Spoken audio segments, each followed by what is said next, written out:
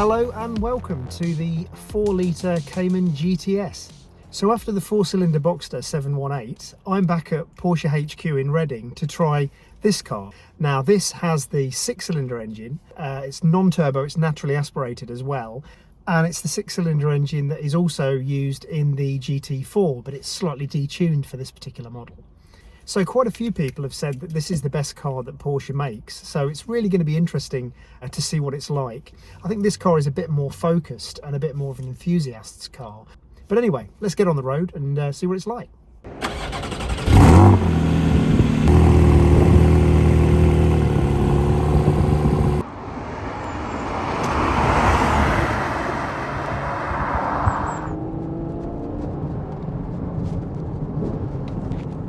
Now let's get something out of the way straight away.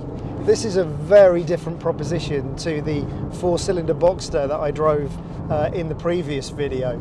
I will have to resist the temptation to use the term "what a machine" throughout the video, because this car is absolutely alive.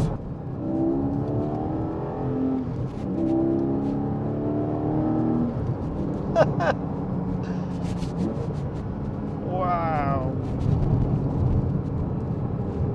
I always thought the GTS models in the Porsche range as a bit of a flying under the radar type car enthusiast car. So the GT4 is quite in your face with the wings and all of the diffusers and things like that. And then I thought the GTS was sort of a little bit more of a Q car, if you can have a Q car as a Porsche. So I was quite surprised when I got to Porsche GB and this was in Python green, which is quite a noticeable colour. But Porsche GB tend to know a lot about how to spec a car. So I was really keen to kind of find out what the personality of this car is actually like.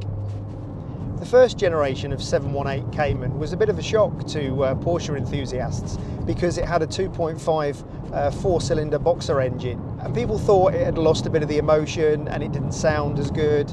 One of the great things about Porsche though is they're really good at listening to their customers, and they're not afraid to do a bit of a U-turn and putting the 6-cylinder engine back in it. But not only any 6-cylinder, a detuned version of the GT4 engine.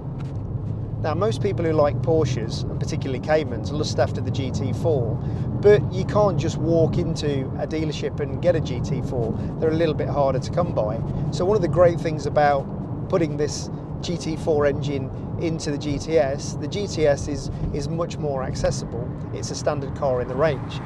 So how do you spot a 4-litre 6-cylinder GTS from the old model, the 2.5 4-cylinder? Well, the sound obviously, but other than that you can actually spot it because the exhaust pipes are further apart. They're on either side on the 4-litre and they're sort of in the middle on the 2.5. And also there's a single fin on the side air intake to the engine, whereas on the 2.5 it's got 2 fins. The 6-speed manual gearbox on this car is next level. It's got such a mechanical preciseness to it. It's sort of clickety-click as you go through the gears, sort of like a Ferrari metal gate. But it just sort of feels like a Swiss watch. It's really lovely to use. The proximity to the steering wheel is really close as well, so you don't have to move your hand too far away from it. The gear lever is lovely, it's got a lovely length to it, and it's metallic on the top as well, so it's got a lovely feel. But I really do understand what people say when they feel really connected to the car when they use a manual gearbox. I won't get too carried away with the whole manual gearbox thing, because I know people do, but I think this is kind of peak development for the manual gearbox. It feels absolutely lovely. So to talk about the engine then, what an engine. This is absolutely petrol head's nirvana. You can hear the sound of it hopefully. One of the things I like about it though, I'll just switch it off from Sports Plus into normal mode, is that it has almost got sort of 2 characters to it. When you've got it in normal mode, when you're pottering around town, it's nice and quiet, but it has a very sort of tinkering mechanical sound. And again, to use that Swiss watch analogy, it sounds like a petrol-powered Swiss watch. But then when you switch it into Sport or Sports Plus, and you actually get it higher up in the rev range,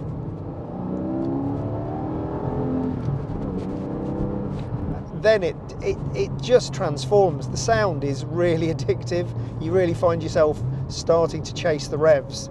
And it does, to me anyway, it does sound like a race car engine. You do get some noises and some pops and bangs from the exhaust, but unlike other cars where some of that can be put on to kind of make up for the engine, most of the sound of this car is actually the engine. The exhaust is very much playing second fiddle. You really just want to rev it to hear the actual beauty of this particular engine, and that's really good. It makes it really honest experience. Now normally the Cayman GTS comes with a 20mm drop in ride height, but because of how bad the roads are in this country, this particular press car has a 10mm drop in ride height. Some stats then for those of you that like the figures. It's got 400 horsepower, which is 20 down on the GT4. It's got 420 Newton meters of torque, which is the same as the GT4. Top speed is 182 miles an hour. The 0 to 62 time is 4.5 seconds. Fuel consumption comes in at 25.9 on the UK combined cycle. And I've been doing pretty good. I've got about 22, and I think you could probably get it up to about 30 maybe on a long run. The fuel tank is 64 litres, and I think that gives you about over 320 odd miles of range. In Sports Plus mode, you get a bit of an auto blip or rev match on the downshift, which is really addictive. I'm not that much of a heel and tower, I'm not really that good at it, but the auto blip does really make you feel like a driving hero, so I love having that on. It really does add a sense of theatre to the car, and I find myself enjoying the down changing into a corner more than the acceleration. So the 718 Cayman GTS 4 litre is listed as £65,390, although I did have a look on the configurator recently, and it looks like it's gone up to 66,700. So this car's got Python green paintwork, which is excellent, which is a £1,658 option. It's got a combination of the GTS interior package and the GTS interior package in crayon.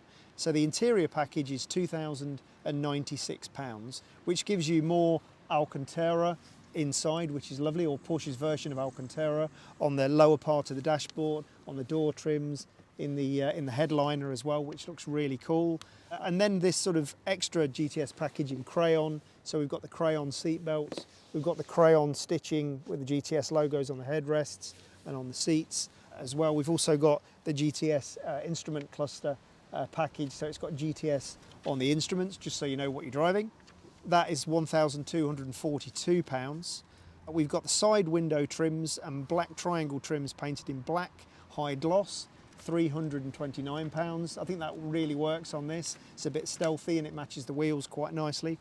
A tyre sealing compound and electric air compressor. Probably should get that as standard really, but it's £42. LED main headlamps including Porsche Dynamic Lighting System Plus, PDLS Plus. That's £1,397. Automatic dimming mirrors with integrated rain sensor, £345. Speed limit indicator, £236. Cruise control, £228. Two-zone automatic climate control, £539. Isofix, £126. Bose surround sound system, £834. I would recommend that. It sounds really good and it seems like a good price for that quality of system. So the total price of this car is £74,462. So it's just shy of £10,000 worth of options. But you could come in closer to the 65 if you really wanted to. All of the things that you normally want, that great engine, that lovely manual gearbox, also these 20-inch wheels as well are all standard. So, you know, you could come in close to that list price if you really needed to. You're getting all the bits that a driver wants anyway. So, that's the spec. So to sum up then, I really love the 718 Cayman 4-litre GTS. It ticks so many boxes for me in terms of being a petrol head and being a car enthusiast. I think it's interesting that a lot of people say it's the best sports car in the world and other people say it's the best car that Porsche make. Not having driven everything, I can't be 100% sure on those quotes, but I'm happy to back them up. But what I can say is that I think this is the best Porsche that I've driven from all the videos that I've made so far. Things that I really like, well, that engine, it's just absolutely like a Swiss watch, and it does sound, as I've said, like a race car engine the minute you get it higher up in the rev range. It's just everything a petrol head dreams of. It just sounds absolutely glorious. Another thing I like, the 6-speed manual gearbox. It really suits the car. It really makes you feel engaged with it as well. I know a lot of people say that about manual gearboxes, but it does. For this kind of car, an enthusiast car that you want to take out on a Sunday morning and have a bit of a blast, it really suits the character of the car. I think some people have complained about the gearing or the long gearing, because you can kind of break the speed limit in second or something like that. I don't find it too bad. I think really what you want to do as an enthusiast is you want to hear the engine and you want to get it up in the rev range, and the gears do allow you to do that. Another thing I like are the headlights. It's got LED, very white, very crisp headlights. It's the Porsche Dynamic Lighting System Plus. And something else that I noticed about it that I thought was brilliant, certainly on some of these country roads at night, is it's got lights that move with the steering. So if you're coming into some tight corners, as you can see here, the lights turn the corner and point in the direction of where you're going. After spending some time with the car, I really like this colour. I thought I was going to say that for a GTS it should be a little bit more under the radar, but I think this is really fun. And it does turn it, or give it that special feel. It's quite heritage as well. I sort of remember seeing 997 GT3s in this colour, and it's quite reminiscent of some of the colours that you could get in the 1960s on the 911. One of the things I'm surprised about as well, it gets a lot of love being in this colour. It's quite surprising. I thought people would think it would be a bit obnoxious, but people really love it. People seem to smile and take it to their heart, which I think is great. I really like these 20-inch wheels. They're a unique design to the GTS. The only thing I'm not so keen is that they do stick out quite a lot from the tyre, so you have to be careful when you're parking. I really like this interior. It's a bit of a step behind from the 992, but it's got some nice touches. It's really nicely focused for the driver because the screen's not too big. You've got some nice GTS touches. You've got GTS on the headrest. You've got a lot of Alcantara on the seats and also on the underside of the dashboard and the glove box, and also in the headlining as well. You've got some nice carbon fibre trim as well, and you've still got the cup holders, which I really like. It's really nice and comfortable in here. The seats are great, really comfortable and very supportive. In normal mode, it's really nice on the motorway. On long journeys, you've got heated seats as well. It really is something that you can daily quite easily. You've got the best of both worlds. Another thing that makes it really practical is that you've got 150 litres of storage capacity in the front boot, which is good enough for 3 carry-on cases. And you've also got 270 litres in the back. And also you've got some really nice little cubby, or slightly weird cubby holes either side where you can put valuables and things like that. Things that I don't like, well, this car has cylinder deactivation. Basically what that means is that it shuts down half of the engine to maintain fuel economy when the engine's not under load. So it'll run on a bank of 3 cylinders on one side of the engine and then automatically switch over to maintain temperature between the 2 banks. Now, that's all very 2022 and it's great for the environment, but normally people say that these kind of systems are seamless and that you don't notice, but with this you really do. But the great thing is that there's a button here and you can switch that off. So for the rest of the week that has been switched off because I just really don't like it. I think it's a shame in a way that it almost feels as though that's been imposed on this engine. It's kind of the price we have to pay to have this engine. Normally you would imagine Porsche engineers can integrate most things and their engineering is fantastic, but just the way that works just doesn't really sit well with the rest of the car. Another thing I don't like, the fact that you have to plug in your phone to get Apple CarPlay. It becomes a little bit annoying. I'm not sure whether Porsche do a Bluetooth system for Apple CarPlay yet. When that comes along, that's definitely something I would spec. So that's about it for this video on the 718 Cayman 4-litre GTS. I hope you enjoyed watching. Plenty more videos to come in terms of car reviews. Please like and subscribe if you liked the video, and please feel free to leave a comment as well. I don't get that many comments, and it would just be lovely to know what you think about the reviews, what you thought about this particular car, and maybe cars that you think I should do next.